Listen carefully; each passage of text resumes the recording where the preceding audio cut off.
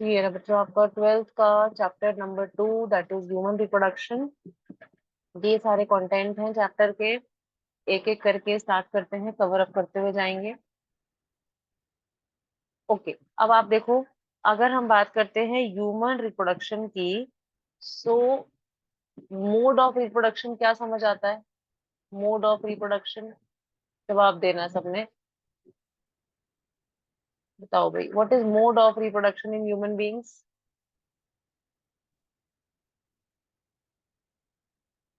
Asexual या फिर sexual? Sexual. Sexual, very good, Sexual. Very good, very good, it is sexual mode of reproduction. अब अगर हम कहते हैं सेक्सुअल रिप्रोडक्शन, तो व्हाट डज दैट मीन? एक line, sexual reproduction means what? Gametes. Gamete, आगे Two gamete. गैमीट का क्या, फॉर्मेशन या फर्टिलाइजेशन, क्या? Fertilization. Very good, very good, very good, it is fertilisation, it is not fusion, sorry, it is not formation but it is fertilisation, या फिर हम कहते हैं फ्यूजन। या तो गैमीट का फ्यूजन कह दो या फर्टिलाइजेशन कह दो। देखो, दो बातें होती हैं, यहाँ से आपका ट्रू फॉल्स का क्वेश्चन बहुत बार आता ही आता है कि sexual reproduction means gamete formation. One statement is sexual reproduction is indication, मैं लिख देती हूँ क्वेश्चन कि गैमीट फॉर्मेशन, लिख लेना सारे इसको नोटबुक में, gamete formation is indicative of sexual reproduction. क्या लगता है, ट्रू या फॉल्स? बताओ, is it true, is it false?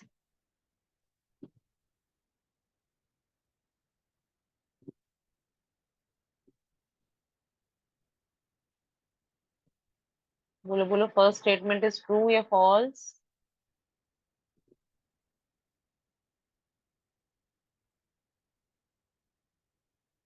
True. True, false, it is false.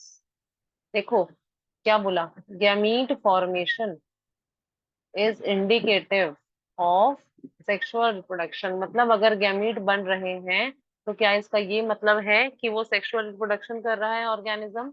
No, सिर्फ बनने मात्र से हम नहीं बोल सकते हैं। इट इज, सेकंड स्टेटमेंट देखो अब, गैमीट फर्टिलाइजेशन या फिर fusion is indicative of sexual reproduction, true या फॉल्स? अब बताओ, सेकंड स्टेटमेंट क्या है, ट्रू है या फॉल्स है?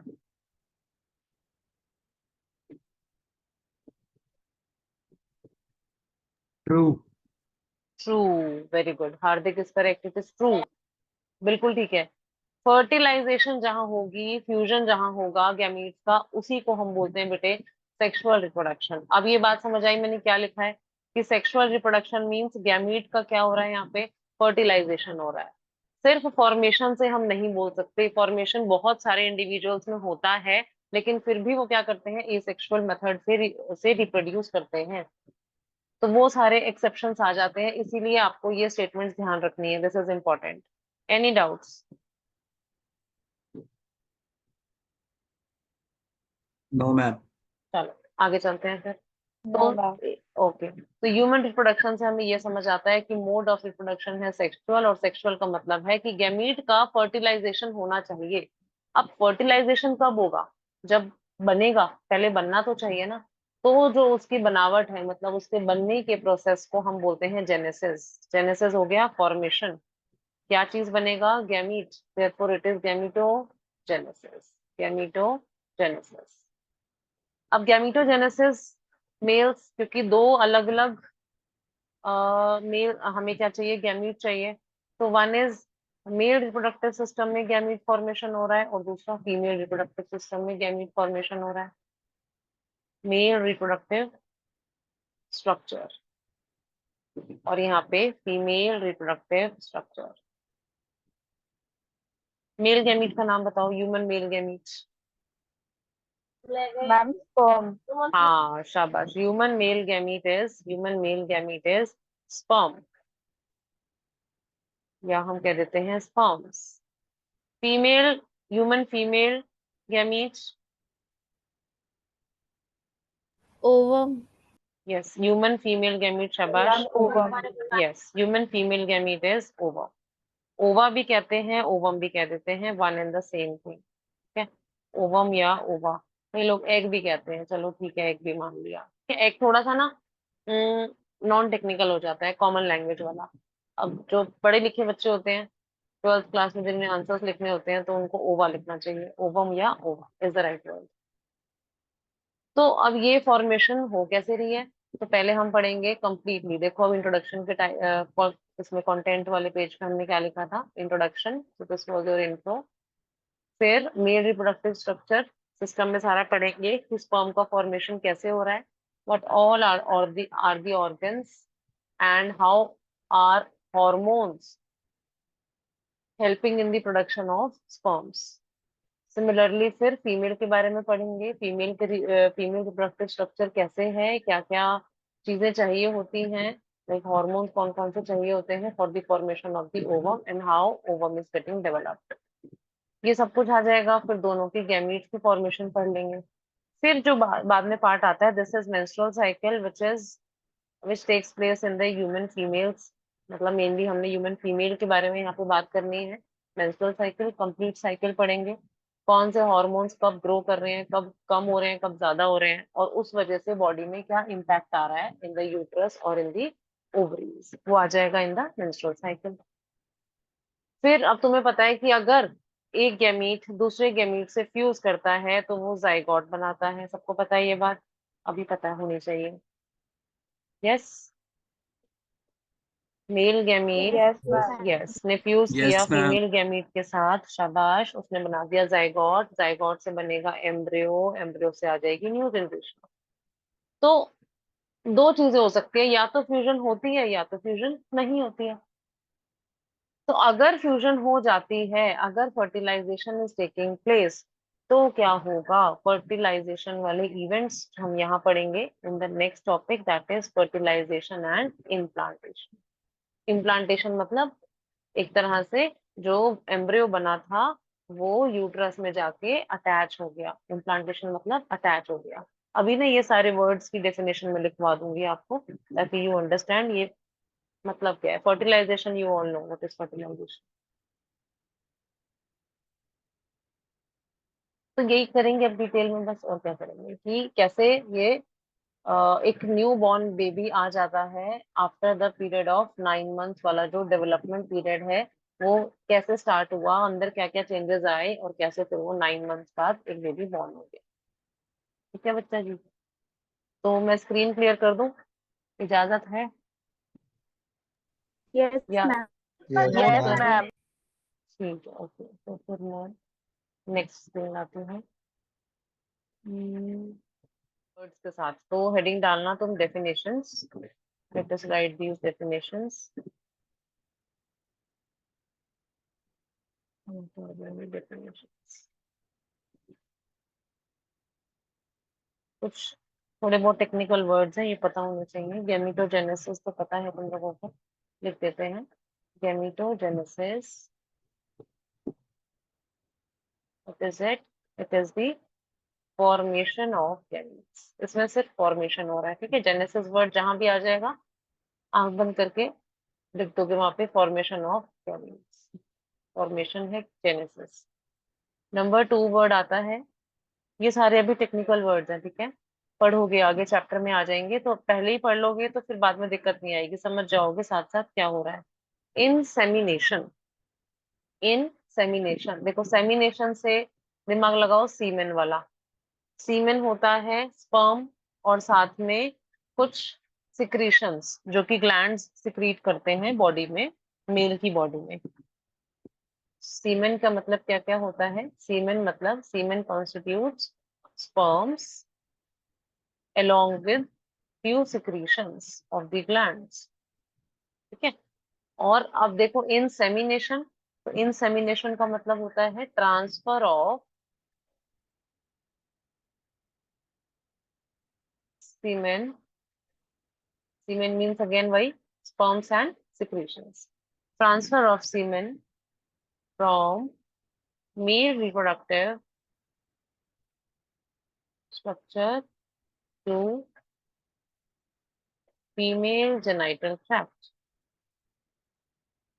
अब तुम्हें पता है कि जो गैमीट्स है ना, वो कैसे हैं, they are male male gamete की अगर हम बात करें तो इट इज मोटाइल, मूव कर सकता है।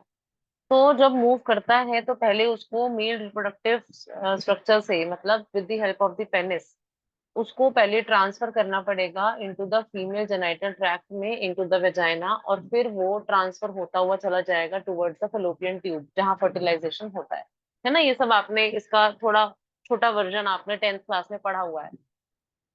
तो you all have that understanding, basic understanding, yes? बताओ मेरे को। Yes, ma'am. yes, Yes, yes ma'am. Yes yes yes, ठीक है। तो इतनी बात सबको समझ आ रही है।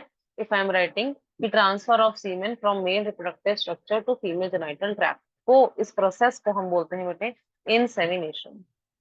अब इंसेमिनेशन हो जाता है तो देयर आर चांसेस कि फर्टिलाइजेशन हो जाए।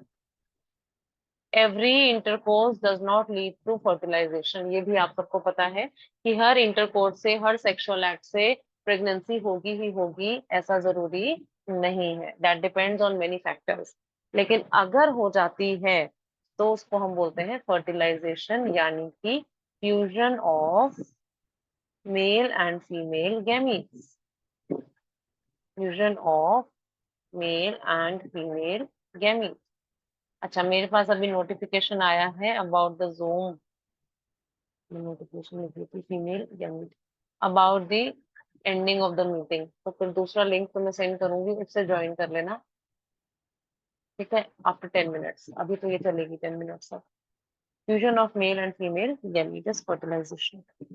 नेक्स्ट है अपना इम्प्लांटेशन। अब इम्प्लांटेशन क्या होता है? Another word, this is the attachment, मतलब जाइगोट बन गया, जाइगोट के बाद अब एम्ब्रियो बनेगा, और एम्ब्रियो के बाद फिर न्यूबॉर्न बेबी। सो उससे पहले क्या होगा? There is attachment of embryo, ठीक है, टू यूटेराइन वॉल, यूट्रस के अंदर। जब हम कहते हैं ना कि यूट्रस के अंदर बच्चा है, या हम कहते हैं कोक, हिंदी में हम नॉर्मली लैंग्वेज बोलते हैं कोक, और टेक्निकली हम बोलते हैं उसको वूम और यूट्रस। तो यूट्रस की वॉल के साथ जब बेबी या फिर अपग्रोइंग एम्ब्रियो अटैच हो जाता है, उस प्रोसेस को हम बोलते हैं बेटे इम्प्लांटेशन। ये वर्ड सबको क्लियर होने चाहिए। आज हम सारी डेफिनेशंस लिख लेंगे, कल से एक एक वर्ड नहीं बताऊंगी। जैसे ही बोला गैमेटोजेनेसिस तो यू शुड नो कि व्हाट इज इट, जैसे ही बोला इम्प्लांटेशन तो यू शुड नो कि व्हाट इज इट, ठीक है? रिवाइज करना है सबने। अब आता है जेस्टेशन। जेस्टेशन मतलब होता है तो पूरा प्रेगनेंसी वाला जो पीरियड होता है, the complete phase of pregnancy, या the phase of embryonic development,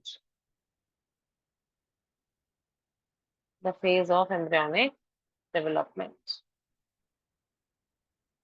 और the pregnancy period is known as, क्या बोल दिया इसको हमने? जेस्टेशन, ठीक है?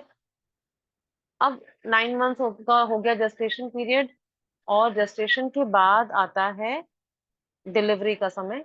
और डिलीवरी को हम बोलते हैं टेक्निकली, नॉट डिलीवरी नहीं बोलते हैं, वो कॉमन लैंग्वेज में बोल देते हैं, लेकिन पढ़े लिखे 12th क्लास के बच्चे क्या बोलते हैं उसको?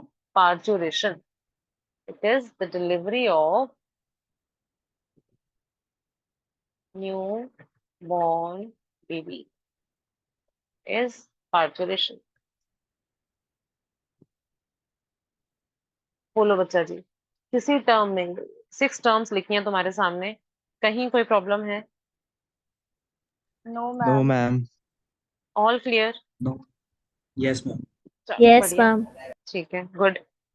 ये हो गए हमारे सारी डेफिनेशंस। अब हम बात करते हैं एक लाइन अगेन, जैसे वहां ट्रू फॉल्स लिखा था, अगेन एक लाइन, कि अगर ह्यूमन बींग्स की बात करें तो इफ आई से कि humans are viviparous, Is it true or is it false? Ma'am, true. Humans are viviparous. Viviparous, बिल्कुल. Yes, ma'am. हाँ, अब इस क्वेश्चन का True. आंसर वही कर सकता है सही से जिसको पता होगा what is viviparous. What is viviparous? Ma'am वो डायरेक्ट Ma'am, यंग वंस को बर्थ करता है. direct young ones को birth करता शाबाश शाबाश, बिल्कुल ठीक है. Directly give birth to the young ones. अच्छा, इसके ऑपोजिट कौन से होते हैं? जो एग ले करते हैं वो कौन होते हैं? ओविपोरस. Paras. ओवी पेरस. पोरस नहीं, पेरस. PA. पोरस होता है बेटा छेद होना. छेद थोड़ी हो रहे हैं इंसानों के अंदर या अंडों के अंदर. पेरस, विवी पेरस या ओवी पेरस. तो ये हो जाएगा it is humans are viviparous. It is true that is directly give birth to young one. लिख लो इसको. Directly give birth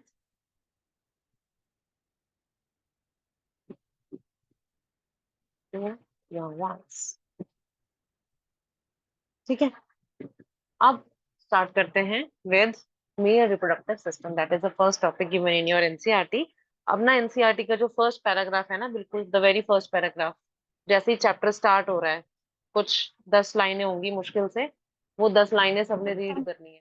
okay, so the mail reproductive system.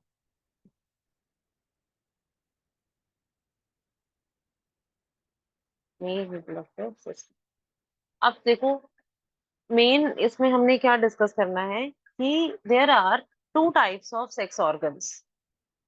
है सेक्स ऑर्गन मेल्स में भी फीमेल्स में भी, दैट इज ओके. 2 टाइप्स मतलब एक हो गया प्राइमरी सेक्स ऑर्गन और दूसरा हो गया, नाम से समझ आएगा, पहला अगर प्राइमरी है तो दूसरा क्या होगा? है. सेकेंडरी. बिल्कुल करेक्ट है, सेकेंडरी सेक्स ऑर्गन. ठीक है, अब इसका क्या मतलब हुआ? प्राइमरी हम उसको बोलते हैं बेटे, चाहे मेल है चाहे फीमेल है, primary sex organ is the organ जो कि हमेशा प्रोड्यूस करता है गैमीट्स को, which helps इन प्रोडक्शन. हमेशा प्रोडक्शन करवाएगा गैमीट्स की, which helps in production of gametes. ठीक है, और गैमीट्स देखो अपने आप नहीं बन जाते, ऐसे माता नहीं आ जाती किसी के अंदर कि अभी आज से हम गैमीट बनाना शुरू करते हैं, चलो खाली बैठे हैं गैमीट बनाओ. ऐसा नहीं होता है. एक लाइफ में ना एक स्टेज आता है पूरी लाइफ साइकिल में किसी भी इंडिविजुअल के, मेल और फीमेल जब यहाँ बात हो रही है, तो एक स्टेज आता है जिस टाइम पे गैमीट बनने स्टार्ट हो जाते हैं. उसको हम नॉर्मल लैंग्वेज में हम समझते हैं, मेल्स में हम बोलते हैं प्यूबर्टी. तो कौन से वो ऑर्गन्स हैं जो गैमीट बनवा रहे हैं और प्यूबर्टी के टाइम बनवा रहे हैं, वो ऑर्गन को हम बोलेंगे प्राइमरी सेक्स ऑर्गन.